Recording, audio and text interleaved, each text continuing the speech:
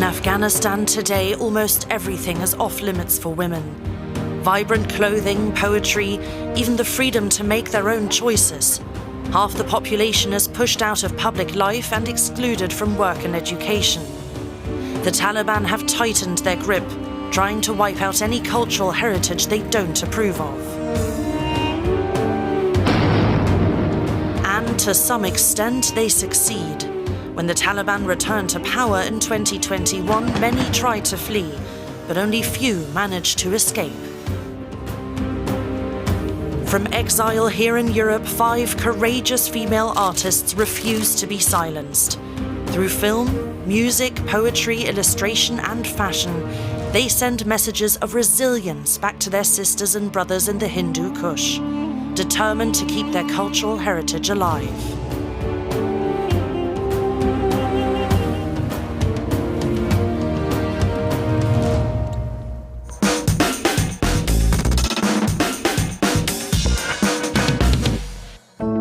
In Afghanistan, women are forbidden from showing their faces, on screen, on stage, or even in public.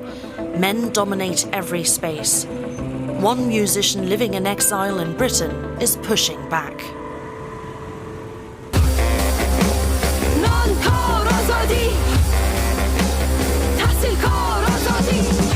Creative and fiery, Elaha Soroor embodies everything women aren't allowed to be in her homeland, Afghanistan. The musician lives in exile in Europe. Her performances attract crowds everywhere. For example, at this hippie festival in Germany in the summer of 2025. Soroor refuses to be confined to a single genre. With her band Kefaya, she blends traditional music from her homeland with jazz and rock.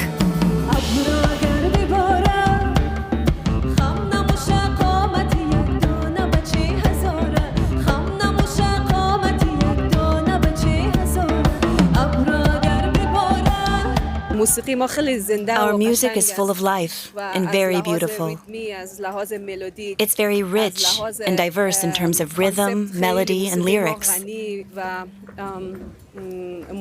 This kind of music should be seen and heard on international stages more often.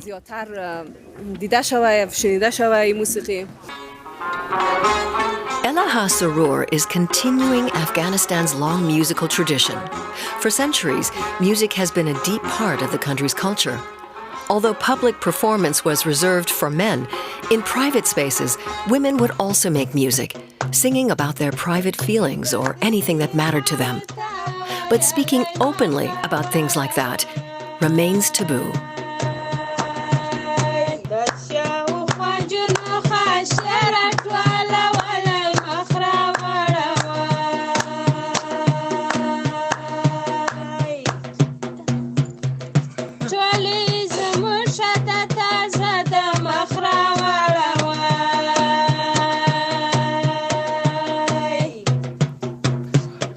Back then, women weren't just making music at home. Some of them even performed in public. Like in the popular TV show Afghan Star, a platform for young talent. Elaha Soroor became famous through her appearance on the show. One of the judges was Obaid Junda. A young woman participating in programs like that faced many challenges. She had to go through a lot to be able to take part. There were many hurdles. The atmosphere was different from what you could see. Each of those girls had a world of problems. After they appeared on TV, the challenges in their daily lives increased.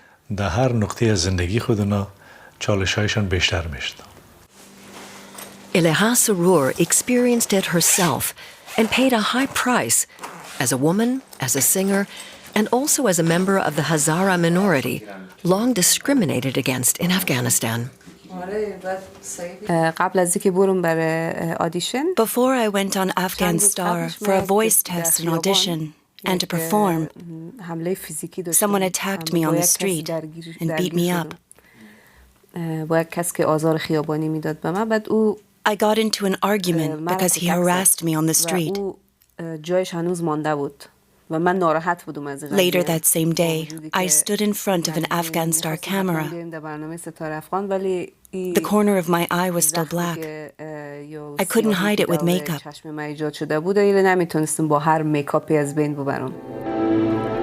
She was repeatedly harassed, and eventually, life in her homeland became unbearable. In 2010, I left Afghanistan and spent a year in India. After the incidents I had faced in Kabul, it was becoming extremely difficult for me to keep living there. So, I made my way and came here to have some peace of mind. I was adventurous, and I came to follow my own story. In 2021, with Elaha Soroor continuing to develop her music in exile, the Taliban once again took power. They banned music and destroyed instruments, even setting them on fire.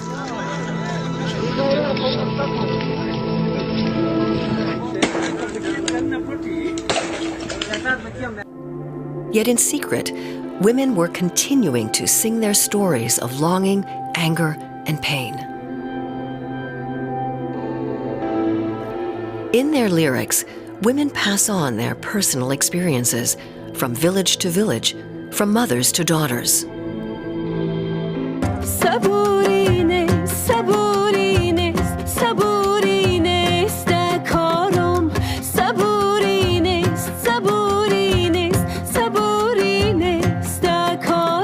Elaha Soroor doesn't feel intimidated. Instead, she risked everything to be true to herself. Yes, I have. If I had stayed in Afghanistan, I would have been killed by now.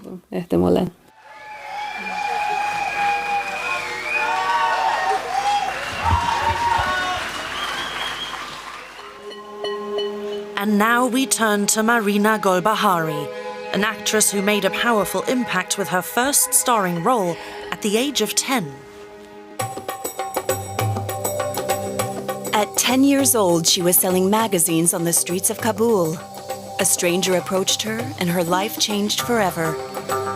With no acting experience, she became the star of Afghan cinema shortly after the fall of the first Taliban regime in 2001. The film Osama depicts women's struggles to survive under Taliban rule. A young girl disguises herself as a boy so she can support her family.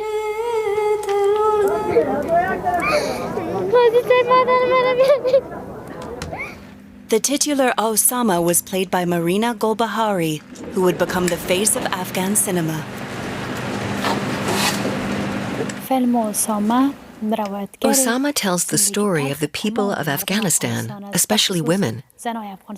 In some scenes, women at demonstrations shout, "We want to work, we want to eat." That's an issue in Afghanistan to this day.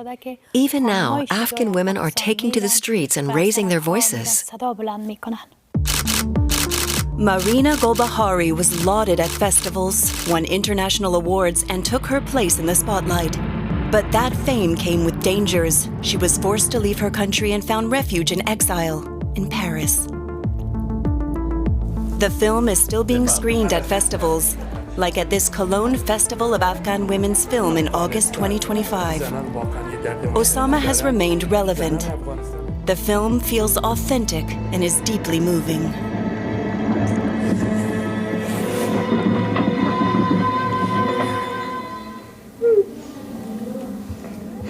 I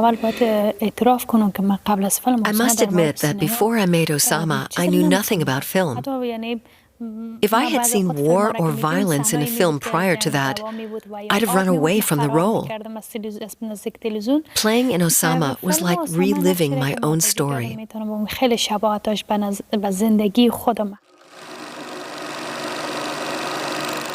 Afghanistan's film tradition began in 1934, when the first movie theater opened in Kabul. One of the country's first feature films was a musical, produced in 1946 as a co-production with India's Bollywood.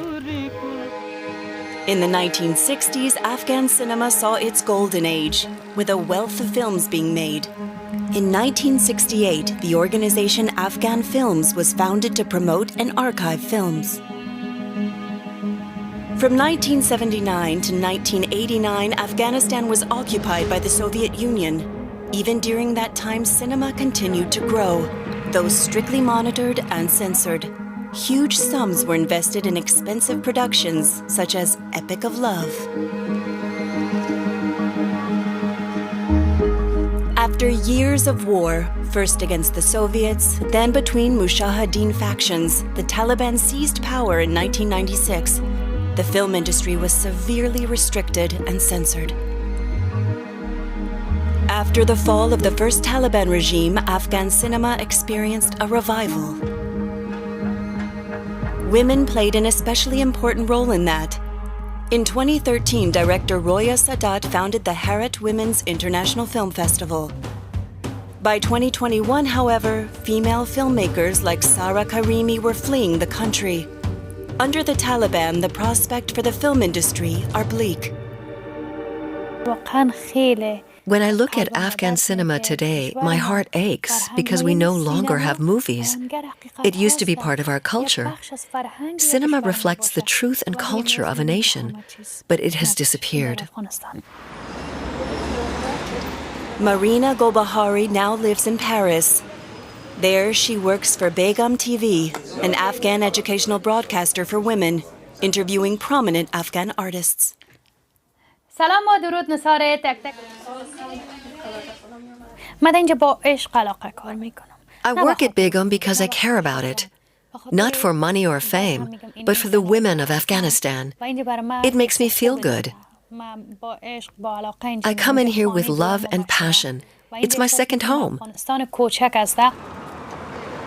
Like many filmmakers, Marina Golbahari is fighting to ensure Afghan cinema isn't forgotten, that its memory is kept alive. She had a difficult path before finding her footing in exile. These days, I feel better. I'm full of energy, stronger than before, thank God. I like France. I miss my homeland, but this is my home now.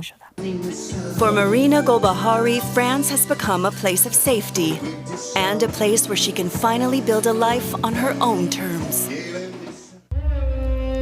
Afghanistan is known worldwide for its rich textile traditions. Dyeing and embroidering fabrics has a long history there, but these skills are increasingly at risk of being forgotten. Okay, ready? Go.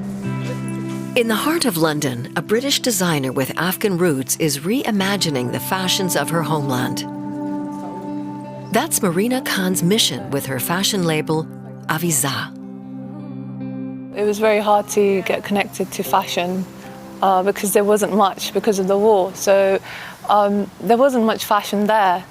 So from my point of view, it was something like looking into old heritage and vintage items.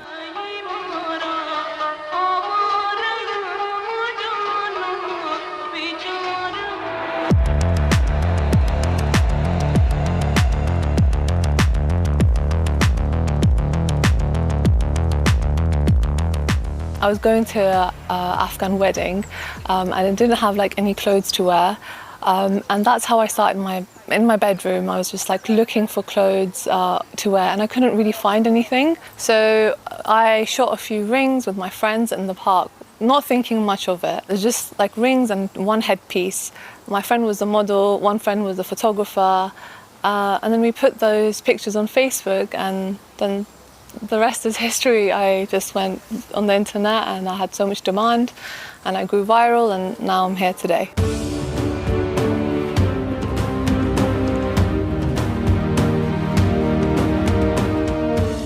For her creations, Marina Khan draws upon the rich cultural heritage of Afghanistan, a nation of many peoples. She blends influences from Europe, Persia, and Asia. Her garments embody pride, hope, and resilience. Through Abida, she aims to empower and involve women. My main focus right now is working with local Afghan women in Afghanistan on reviving and working basically within Afghanistan and within the refugee community of women. And they do mainly the handiwork. Okay, the handiwork that is very difficult to trace now and source. That's why you see some of my designs are very different and unique because we're using older methods. Over time and under the influence of various governments, Afghan women's clothing and fashion have changed significantly. In the 1970s, Afghanistan was liberal. Many women dressed in a Western style. Others wore the burqa, a centuries-old tradition. Since 2024, women have once again been required to completely cover their faces and bodies in public.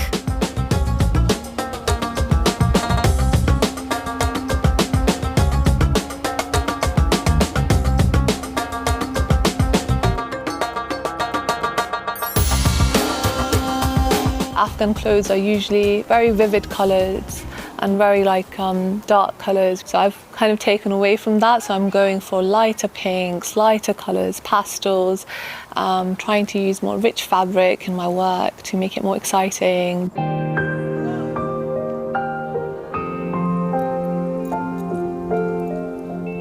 Marina Khan grew up in London.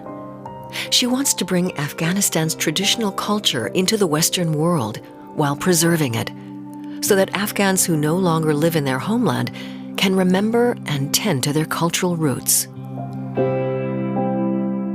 Since I've known Afghanistan has been affected by politics, this negative image, I want to celebrate Afghan clothing and culture, and like someone will see it and someone new will come, take my place, and then it will go on and on and on. Marina Khan compares her pieces to flowers. She says they're a promise that one day Afghanistan will reveal its beauty to the whole world. Until a few years ago, girls in Afghanistan were able to attend secondary school. But since the Taliban's return in 2021, many of them lost rights, including the right to education. Education has become a rare privilege in Afghanistan. Almost 60% of Afghans cannot read, and in rural areas only 1 in 10 women can.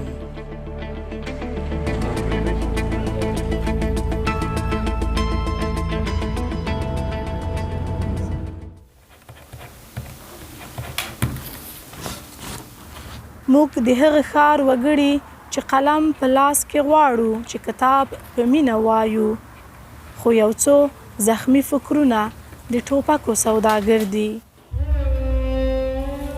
This is how Abida Spogmai, in exile in Austria, describes her homeland, Afghanistan. For me, writing represents the power and strength of the writer. If you speak to people in everyday language, you may not get your ideas across as well. When we use the language of literature, people can understand it on a deeper level.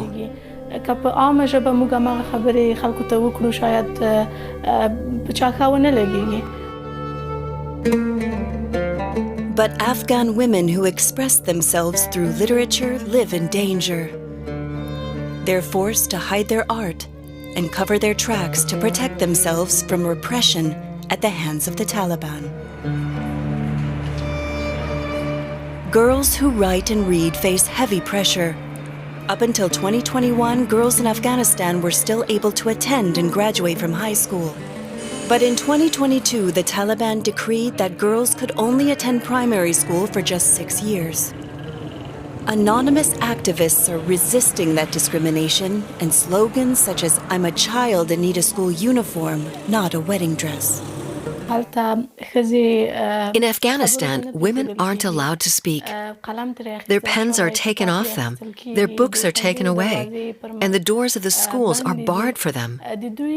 For those women, writing holds enormous meaning and importance.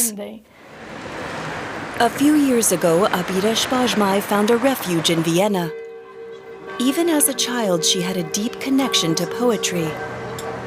Abida was born in Pakistan and grew up in Kabul, where she studied literature and languages after she finished school. Writing is central to her life. She refines her poems every day. She's now published 2 volumes of poetry. One of the founders of Afghan poetry was Rabia Bahi. In the 10th century, she secretly wrote about her love for a household servant. She was betrayed and imprisoned. Before she died in her cell, she wrote her last sorrowful poems on the wall, in her own blood. For Afghan women, it means living in a society where even saying the word beloved is treated as a sin. In such a place, love itself can be seen as a crime, punishable by stoning. And in that environment, a woman who writes poetry, and poetry is always an act of love, must still find a way to express her feelings. That creates many difficulties. From 2004 to 2021, women in literature were able to flourish and present their work in public. During that period, under the Islamic Republic of Afghanistan, women spoke out publicly for the right to education. Today, they're writing in secret. Any publications have to be approved by the Taliban. From Exile, though, Abida can publish her texts on websites.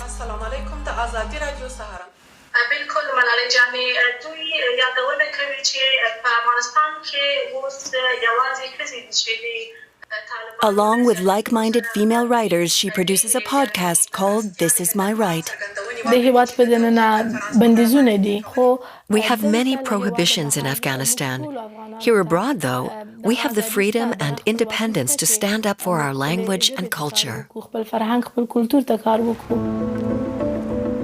From Austria, Abida Spogmai is raising her voice through her poetry, a call to the women of Afghanistan not to fall silent.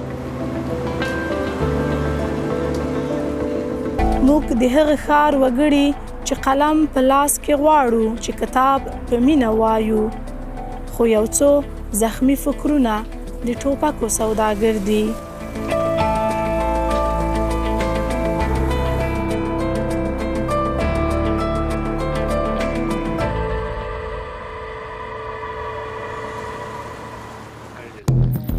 Afghanistan is a rugged land, scarred by war and poverty. Though the Taliban destroyed historic treasures like the Buddhas of Bamiyan, Afghans' ties to their rich heritage remain strong. Millions have fled, yet the connection to their roots continues to endure.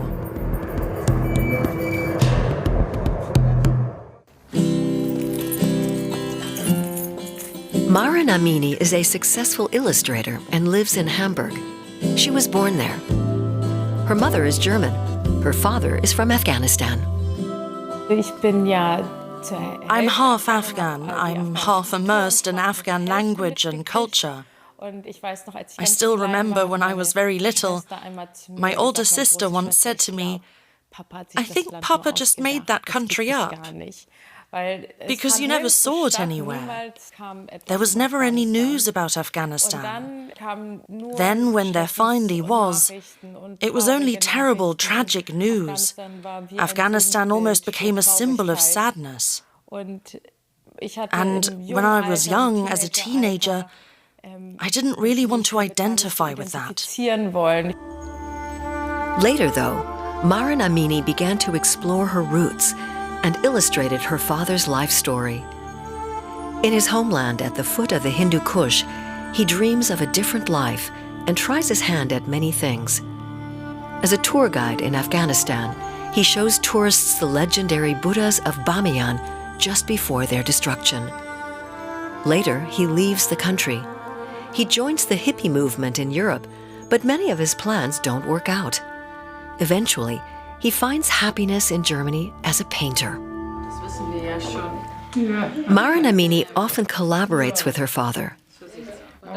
They created a book together, for example, about the current situation in Afghanistan.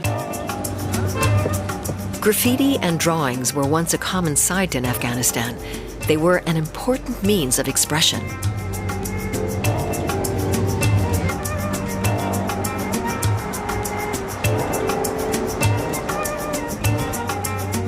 The Taliban quickly painted over the colorful graffiti and replaced it with the black and white slogans of their regime.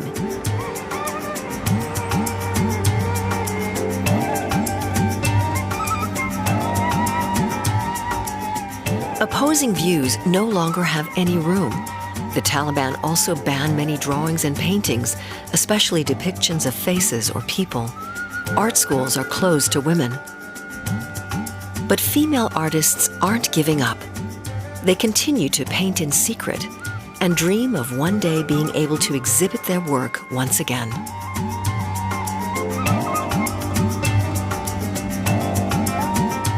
I truly believe it's very important to live one's culture and to pass it on, to talk about it and share it.